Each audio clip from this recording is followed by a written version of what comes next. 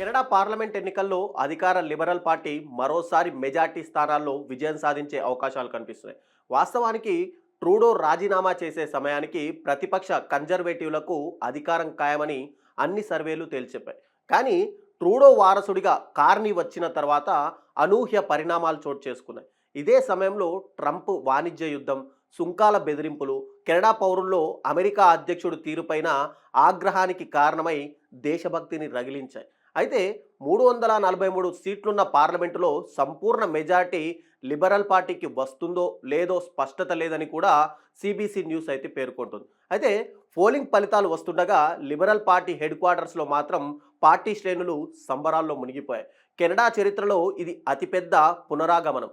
దేశానికి భరోసా అవసరమైన సమయంలో ఆయన ముందుకు వచ్చారు అని ఫలితాల ట్రెండ్స్ను చూస్తూ లిబరల్ పార్టీ మద్దతుదారుడు అన్నారు. ఒకవేళ సంపూర్ణ మెజార్టీ రాకపోయినా కెనడాలో ప్రభుత్వాన్ని ఏర్పాటు చేసేందుకు అవసరమైన సీట్లు వస్తాయని, మార్క్ కార్నీ ఖచ్చితంగా గెలుస్తారని కూడా సర్వేలు అయితే పేర్కొన్నాయి. ఇక లిబరల్ పార్టీ ముందంజలో ఉండడంతో అమెరికా అధ్యక్షుడు డొనాల్డ్ ట్రంప్ విధానాలు, చేసిన ప్రకటనలు కీలక పాత్ర పోషించాయి.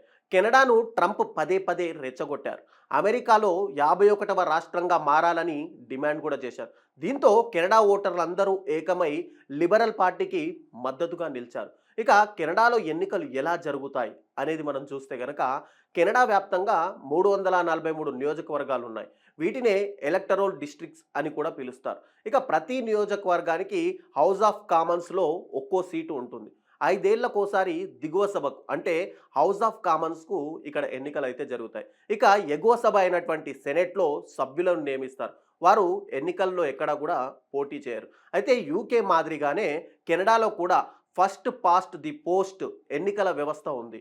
సింపుల్గా చెప్పుకోవాలంటే మెజార్టీ వచ్చిన వారు ఇక్కడ చట్టసభకు ఎన్నికవుతారు. ప్రతి నియోజకవర్గంలోనూ ఎక్కువ ఓట్లు వచ్చిన అభ్యర్థి ఎంపీగా ఎన్నికవుతారు. ఇక ఎక్కువ ఓట్లు గెలుచుకునే పార్టీ అధికారం స్వీకరిస్తే తదుపరి స్థానం అంటే రెండో స్థానంలో నిలిచే పార్టీ ప్రతిపక్షంగా మారుతుంది.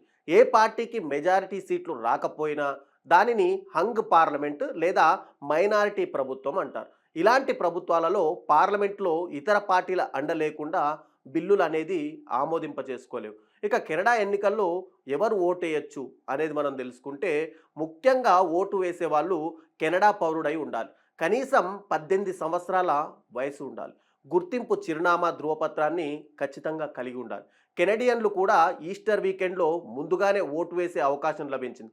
అలా రికార్డు స్థాయిలో 73 లక్షల మంది తమ ఓటు హక్కునైతే వినియోగించుకున్నారు.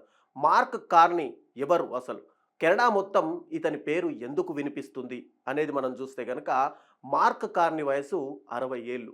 ఈ ఏడాది మార్చిలో కెనడా ప్రధాని అయ్యారు. కానీ కొద్ది కాలం మాత్రమే ఆ పదవిలో కొనసాగారు. లిబరల్ పార్టీ నాయకుడిగా 85% ఓట్లతో ఎన్నికయ్యారు. ఆర్థిక విషయాల్లో నిపుణుడైనటువంటి ఆయన bank of Canada, bank of ఇంగ్లాండ్కు గవర్నర్గా పనిచేశారు. కెనడాను అమెరికాలో 51వ రాష్ట్రంగా చేస్తామంటూ ట్రంప్ చేసిన ప్రకటనపై స్పందించి అది ఎప్పటికీ జరగనివ్వబోమని కార్నీ అన్నారు.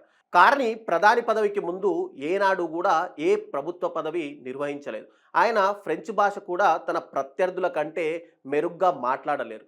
క్యూబెక్ ప్రావిన్స్లో ఫ్రెంచ్ మాట్లాడడం అనేది సర్వసాధారణం.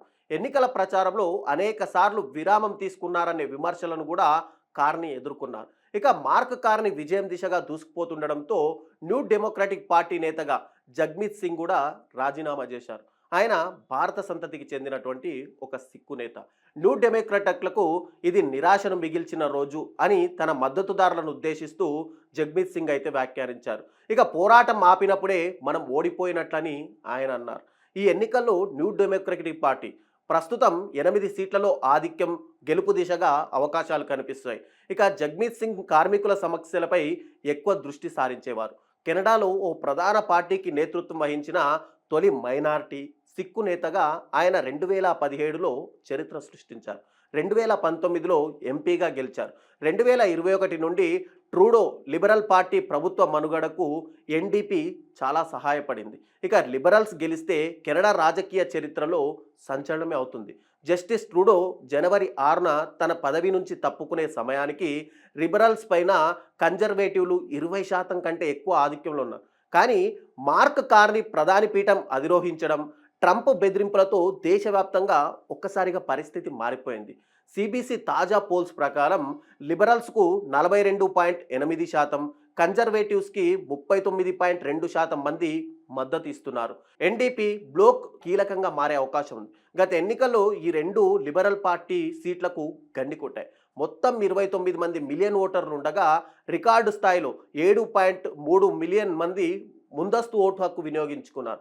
ఇక కెనడా ఫలితాలు ఉత్కంఠ రేపుతున్నాయి. తుది ఫలితాల కోసం మనం కూడా వేచి చూద్దాం. దీనిపై మీ అభిప్రాయాన్ని కామెంట్ రూపంలో తెలియజేయండి.